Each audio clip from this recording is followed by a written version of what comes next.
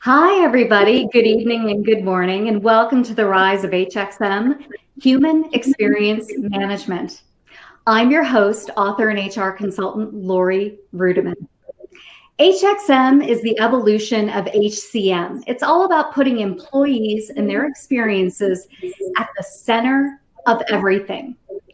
Moving beyond simply supporting HR transactions to a new world and thinking about what people need to be successful and to do their best. Today, we are so happy to have Dr. Tanvi Gautam, best-selling author, HR thought leader, and my dear friend, to help us really rethink what HXM can mean in your organization and putting HXM practices in your organization across APJ. So with that, I would like to welcome Dr. Tanvi Gautam. How you doing, Tanvi? I'm good. Thank you so much for having me, Lori. I always look forward to our conversations. Well, I am super pleased to join you this morning in an awesome discussion that we're going to have about HXM. But before we get started, why don't you introduce yourself to our global audience? We have people from around the world tuning in to learn about HXM and its applications in the APJ region. Well, I'm live streaming to you from my home in sunny Singapore at the moment. And it is morning, mid-morning here, unlike the US where it's night. So I really appreciate, Lori, you being here. Sure. I spend my life at the intersection of the potential of humanity and technology. And I spend a lot of time with senior leaders across the globe thinking about how we can create a workforce and leaders that bring more humanity into the workplace, not just technology. I also teach at the Singapore Management University as part of their executive development program. Well, that is a full career, and I love that you have a little bit of time for us today. And I thought we could get started, first of all, by inviting everybody who's watching us live tonight to participate in the chat. If Tanvi and I can't get to your chat right away, we will jump in afterwards. We will be around, but certainly use this opportunity to build your brand and build your community. Really tap into the amazing people who are there and participate in the chat. But Tanvi, I want to level set because we're in a really interesting time right now. And we're going to talk about HR in the APJ region, but I think it's a little dangerous to be using such general phrases like that. So you tell me, what's the state of HR in APJ? Well, to borrow from Charles Dickens, it was the best of times and it was the worst of times. I think, APJ is such a varied audience when we're talking about HR. And given the whole COVID situation, I tell people it's like a Ferris wheel, right? Economies Some of them are on top right now. Some of them are coming down with their infection rates going up, and others are on upswing. So at any given point in time, you could be at a different point of that turn. And so you're right, generalizations are very, very difficult. Yeah. And that means that the challenges for HR are unprecedented. Because if you're in a regional role, for example, you are managing multiple realities at the same time. And if you are in a country-focused role, then you are thinking about how to deal with the reality of processes and policies as they are unfolding in front of you right now, and which may not necessarily track to the global policies that have always been. So that customization is becoming a big challenge.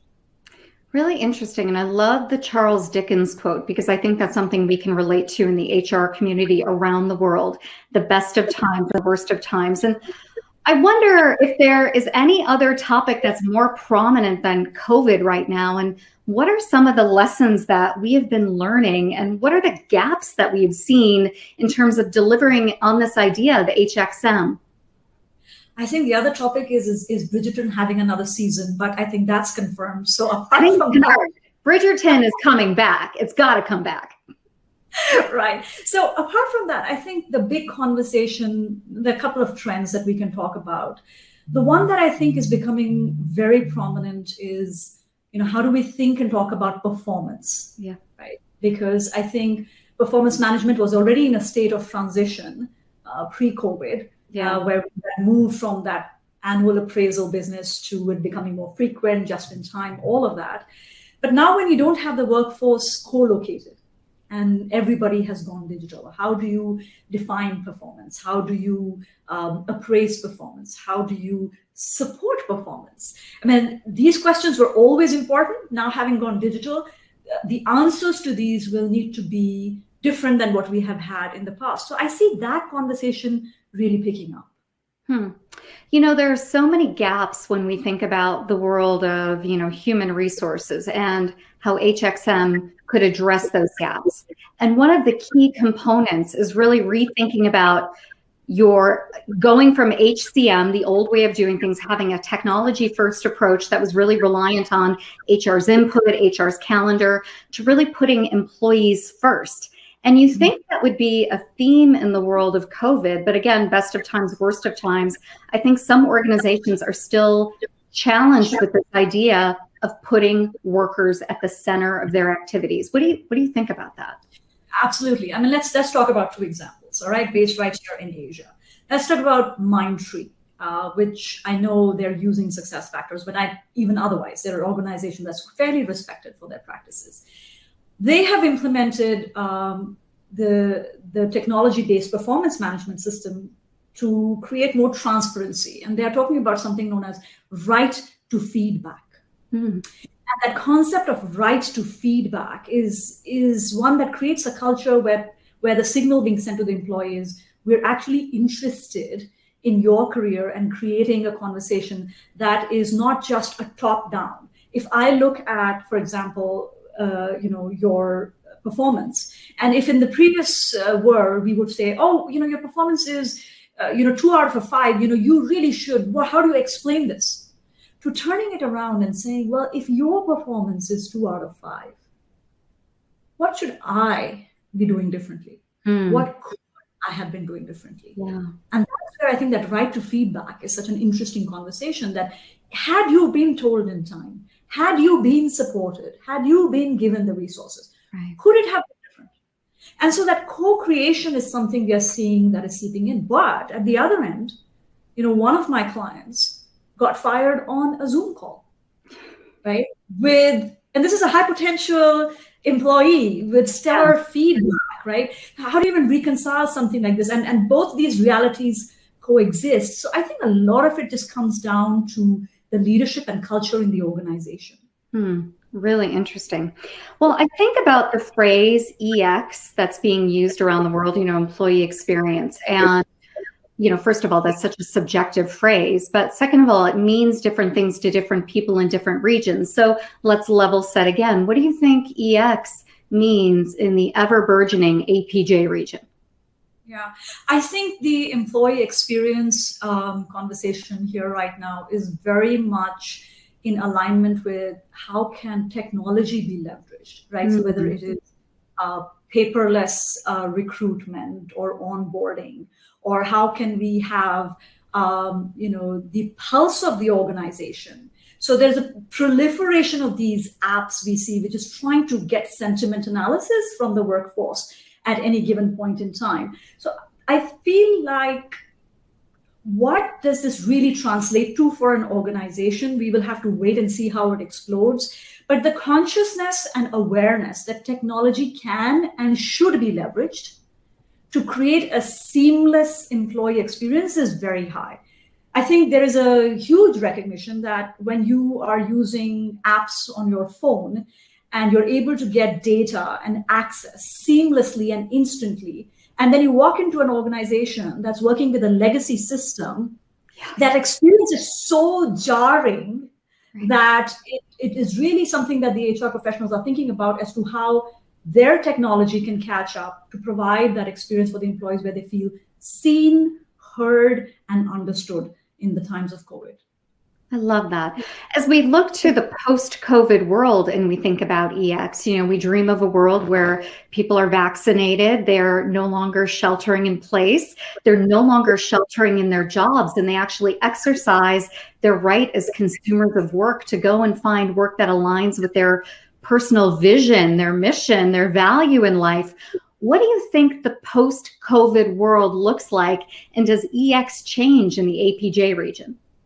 That is such a brilliant question. And, for a moment there, Laurie, I got carried away with the post-COVID picture you were changing, right? I Tanvi. wanted to tell you, keep talking. I was like daydreaming as you were talking, right? I think that a big shift that is already underway and will become even more amplified is the concept of employee preferences. So you see, in the past, HR designed a system or a policy or a process, and then it says, here you go. Here is the system, go forth and use it. Yeah. Right? Now, I think the tables are kind of turning around, where we have to take into account the preferences of our employees much more mindfully. So let's talk rewards. I recently saw a survey by Engage Rocket here in Singapore, and they talked about the fact that everybody likes to choose their rewards and customize it to themselves. But Generation Z is likely to be 3 times more disengaged if they don't have a choice in the matter. Right? So you have a workforce that is getting used to customizing their work experience for themselves. So they are not keen on you telling them what should be done. They are interested in having a voice in what needs to be done. In another survey there was, VMware did, they said 89% of employees expect that their employers will take care of the work tech that they have at home, that it is the employer's responsibility. So I think, and even in the US, right, with the whole Google unionization thing that we are seeing, which is quite historic in some ways, I think that employee preferences will become very mainstream, and that co-creation of the work experience will be the future. I love this idea of employee preference, co-creation. I wonder what everybody else thinks. So I want to encourage people to head over to the chat and to engage that way. But Tanvi, when we think about employee experience and co-creation of that work experience, we can talk ad nauseum about technology, but there is some cool technology out there. So I wonder if you can speak to some of that technology that's being used to really co-create that experience, whether it's, around employee sentiment or, worker satisfaction or worker engagement. What are you seeing? Do you have any case studies that come to mind when we talk about tech? Yeah, one of the companies that I've been admiring from a distance about this is Grab here in Singapore, and what I find really interesting is that when Grab talks about engaging its employees, it doesn't just talk about people who are on full-time on their payroll. So, this thing about employee preferences is also, one must remember that with the arrival of the gig workforce, and the rise of the freelance economy, HR has to think about not just the community within the organization, but outside of the organization as well. How do we integrate them? I think one of the biggest shifts in HR is learning to have that ecosystem mindset that is enabled by technology. So, Grab, when it's putting out communication and strategies for engagement, is not just doing it for people within the company, but the extended workforce as well. They have been invited onto the platform. And I think that is the magic of technology, that with, a few simple tweaks, your ability to host a larger community goes up. Your ability to get sentiments, your ability to roll out initiatives that would engage them is so much higher at the touch of a button. Asian Paints is another good example. With their employee recognition, by using technology, not only have they expanded the amount and type of input that they get into the organization about an employee, but to celebrate the successes of their employees, they're now amplifying it to a larger audience as well. Mm-hmm. So I feel like the possibilities with technology are really endless. The challenging part, I think, is not technology. I think it's mindset. Well, let's talk about that for a second, because I think there's a lot of different ways we can go with mindset. It used to be, the rumor was that HR was a lagging indicator of where technology was going in an organization. It was really the CFO or the CIO who drove change around people tech and work tech. And I think more and more globally, that is changing, and HR professionals are coming to the table and making the case for change. So I want to check in with you on that and just test that. Is it true that HR professionals are now leading that discussion in the APJ region?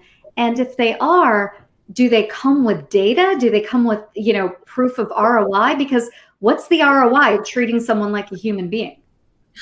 Well, that question requires a whole separate, live stream altogether, the ROI of treating somebody as human. But, I have often said again and again that any enterprise, no matter how digital, will never outrun its human architecture. It doesn't matter. I can give you the best technology on the planet, but if you don't have that sense of empathy, you don't have that sense of wanting to improve the experience of a fellow human being as they go about their work, that technology will never get leveraged the way it should be.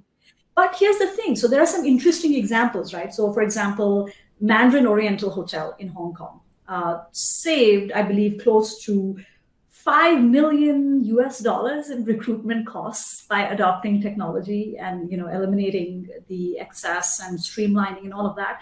And I can tell you, if any CFO is listening to us right now, I'm sure their ears are perked up at the thought of $5 million. So I think somewhere, streamlining processes with technology is allowing us to show how we are, enabling the financial health of an organization, how we are able to do more with less by, streamlining our processes, eliminating the waste and all of that. And the reason why I think that HR tech will be leading the way is because the CIOs, the CTOs, the CDOs, at the end of the day, their focus has been purely tech. But as HR professionals, we are the ones who straddle the words of humanity and technology simultaneously. So that I think HR now more than ever before is poised for the biggest rebirth of the profession, provided they decide to take that shot. Wow, Tanvi, you've got me excited about human resources, something I've been doing for over 2 decades. Suddenly I'm like, oh yeah, I can do it. I wonder if those of you who are listening to us from around the world feel that way. Are you optimistic about the rebirth of human resources and HR technology? Please leave us a comment in the chat. Let us know what you think about your career in the next few months, the next few years, the next decade. We would love to hear about it. Tanvi, COVID isn't the only issue that is facing HR departments these days, although it's something we are obsessed with and we talk about ad nauseum. I wonder what other trends, what other things you're seeing in the marketplace are really driving business dynamics in the APJ region, and what are some of those business processes, technologies that are really making an impact and exemplifying why HXM is so important?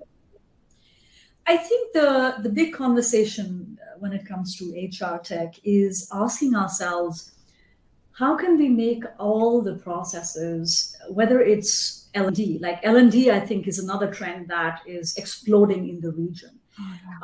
Being able to get, personalized, artificial intelligence-driven learning capabilities into the hands of the employees is a big consideration. We are seeing, no longer are you being given this, LMS that, you go in and you do it in your own time, but what is it that you need, where you need, when you need it, is becoming a big conversation. Even when it comes to, thinking about what can technology do for us. I think the question has become, how can we keep it simple? How do we make it scalable? And how do we make sure that it is personalized? I think personalization is a huge conversation. And, just given my background in research and teaching, I remember a very, very long time ago, at least in the internet era, it would be considered a lifetime ago, if I might say, there was a phrase that I think Accenture had coined at that time called the workforce of one. Yeah. And at that time, technology was not nearly as advanced as it is today. I am actually seeing that translation of workforce of one coming in. How is it that every time your employees interact with the systems, they feel like they're the only, to paraphrase Rihanna, the only girl in the world, right? How do you kind of make sure that every time I log in, I feel that, you have a historical understanding of who I am. Yeah.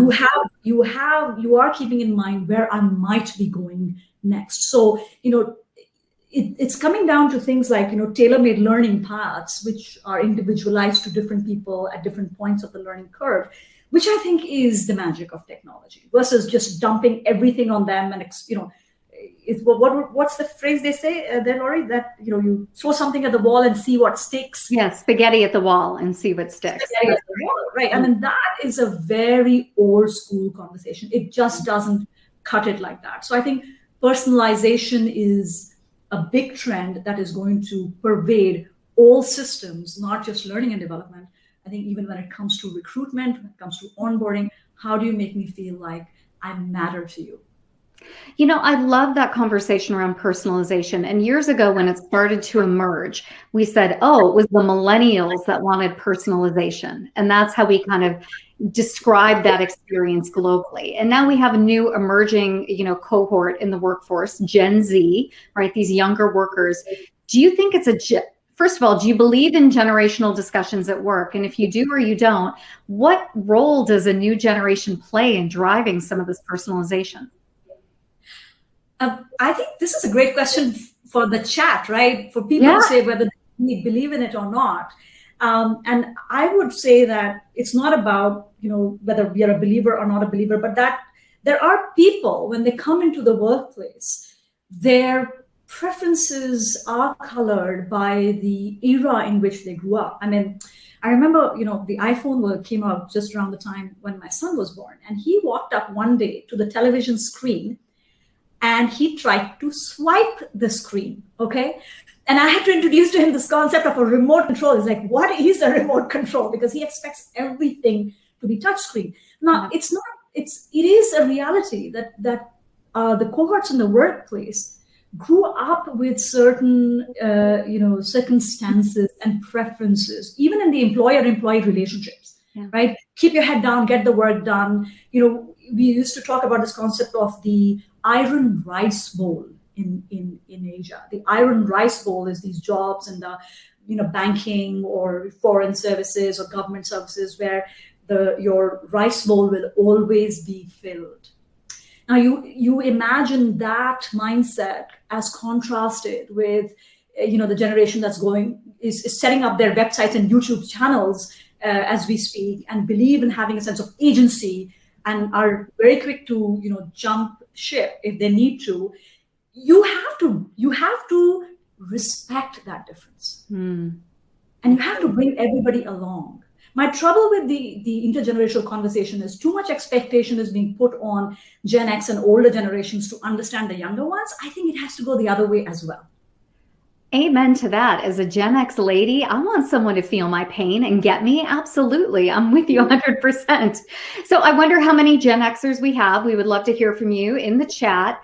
And as we start to think about where this conversation is going around HXM, around the tools, technologies, really putting workers at the center of the conversation and supporting them to work at that intersection of purpose, passion, meaning, I wonder where we get started, Tanvi, because we can lecture people all day long, right? But when the rubber meets the road, HR professionals are saddled with legacy systems that may not be where they want to be in terms of HXM. So give us some thoughts on where we go from here as a profession. First of all, I would be remiss if I didn't say this. I think HR has really stepped up like never before.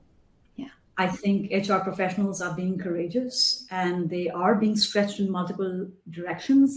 So let's just give them some credit for where they are and how they're handling it. I think historically, my concern with HR has always been and continues to be that we are not paying enough attention to HR for HR, right? We have always been so focused on the employees, on the leaders, their development, their learning pathways. I think it's time to kind of turn the focus a little bit inwards, because as they say, you can't pour from an empty cup. Mm-hmm. So historically, the investment in HR has not happened because, oh, well, you know what, we see you as a back office function. Well, you're going to pay the cost for it now. Yeah. And so it's not late even now for us to start thinking about how do we want to invest in our HR professionals to begin with, right? And technology will take care of itself, but things like having an attitude of allyship with our business leaders, having that ability to navigate difficult conversations and translate the imperatives of HR for business. Mm-hmm. These are things that are skills that will have to be learned and learned overnight. We are out of runway. We're out of runway. Well, not only, sorry, please. No, so it has to be done quickly and mindfully, because every investment that is made in HR tech, HR professionals will determine the ROI, Lori, on the enterprise's future. Well, I love what you're saying around a reinvestment in ourselves, in our own focus, and a real renewed commitment to doing HR for HR. I wonder if we can leave this conversation just real briefly talking about burnout and resilience, because that is a global topic that everybody's talking about. Can you address that in the APJ region, and advice, thoughts on an HR practitioner facing burnout and resilience themselves? I think resilience is a topic that we see a lot of firms are taking up quite seriously.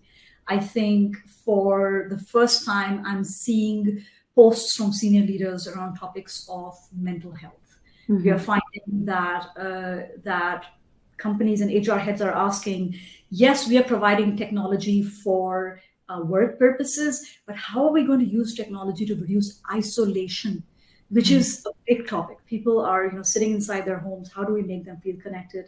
One of the companies I was hearing to have introduced something called the coffee roulette, where they have a technology and you don't know which of your colleagues from which part of the world will turn up with a cup of coffee. And so you get to know that individual and they get to know you, and you swap experiences.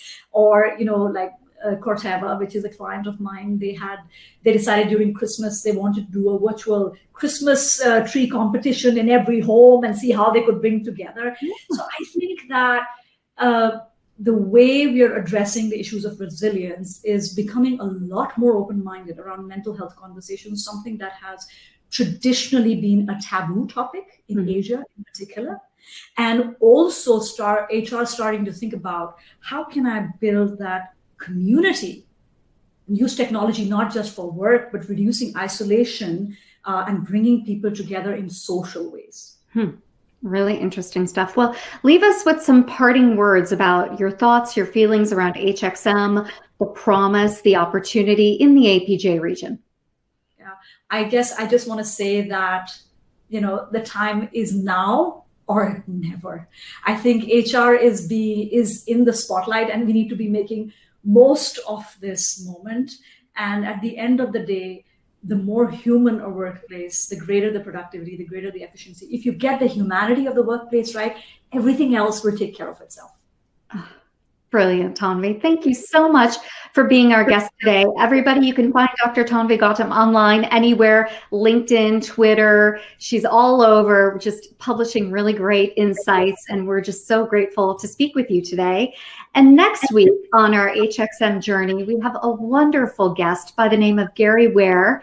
My co-host Lars Schmidt is going to join me, and we're going to talk to Gary Ware about the business impact of HXM, specifically related to KPIs. I promise you, it's going to be fun. It's going to be amazing. So until next time, everybody, and for Dr. Tanvi Gautam, I'm Lori Brudeman, and it was great to see you on the Rise of HXM. Bye.